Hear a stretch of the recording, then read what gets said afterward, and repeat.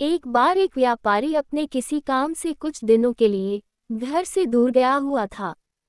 जब वह अपना काम खत्म करके घर पहुंचा, तो देखता है कि उसकी पूरी तिजोरी खाली है। उसकी मेहनत की सारी कमाई चोरी हो चुकी है। व्यापारी घबरा गया और उसने अपने घर के सारे नौकरों को बुलाया। व्यापारी के घर में कुल 5 नौकर थे। व्यापारी की बुलाने पर सारे नौकर उसके सामने आकर खड़े हो गए। व्यापारी ने उनसे पूछा, तुम लोगों के होते हुए घर में इतनी बड़ी चोरी कैसे हो गई?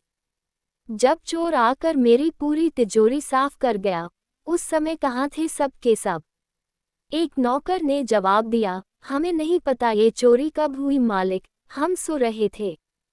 उसकी यह बात सुनकर व्यापारी गुस्से से आग बबूला हो उठा और बोला, मुझे तो लगता है कि तुम 5 में से किसी एक ने ही चोरी की है।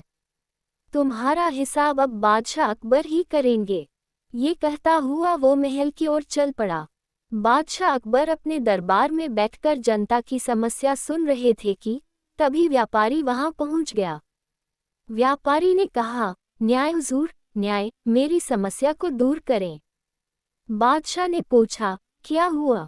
कौन हो तुम और क्या है तुम्हारी समस्या? व्यापारी बोला, मैं आप ही के राज्य में रहने वाला एक व्यापारी हूँ महाराज। एक जरूरी काम से कुछ दिनों के लिए बाहर गया था। जब वापस आया तो मेरी सारी तिजोरी लुट चुकी थी। मैं बर्बाद हो गया हुजूर, मेरी मदद करें। ये सुनकर बादशाह ने व्यापारी से कुछ सवाल पूछे, जैसे कितना सामान चोरी हुआ, क्या उसे किसी पर शक है आदि। सवालों के जवाब मिलने के बाद अकबर ने व्यापारी का मामला बीरबल को सौंप दिया और कहा कि असली चोर को पकड़ने में बीरबल उसकी मदद करेंगे।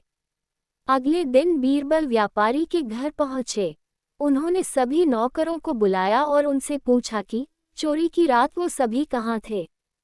सभी ने कहा कि वो व्यापारी के घर में ही रहते हैं और उस रात भी व्यापारी के घर में ही सो रहे थे। बीरबल ने उनकी बात मान ली और कहा, आप सभी को परेशान होने की जरूरत नहीं है। मेरे हाथ में ये 5 जादुई लकड़ियां हैं। मैं आप सभी को एक एक लकड़ी दूंगा। जो भी चोर होगा, उसकी लकड़ी आज रात 2 इंच लंबी हो जाएगी और चोर पकड़ा जाएगा। हम सभी कल यहीं मिलेंगे।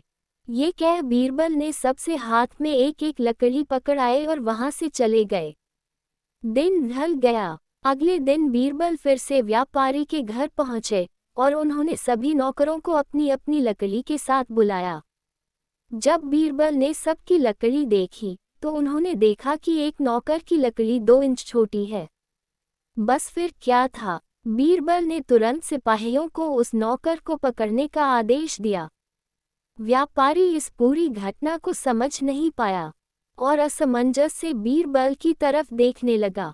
बीरबल ने व्यापारी को समझाया कि कोई लकड़ी जादुई नहीं थी, लेकिन चोर को इस बात का डर था कि उसकी लकड़ी 2 इंच बड़ी हो जाएगी और इस डर से उसने अपनी लकड़ी को 2 इंच काट दिया और वो पकड़ा गया। व्यापारी बीरबल की चतुराई से बहुत प्रभावित हुआ और उनका धन्यवाद किया।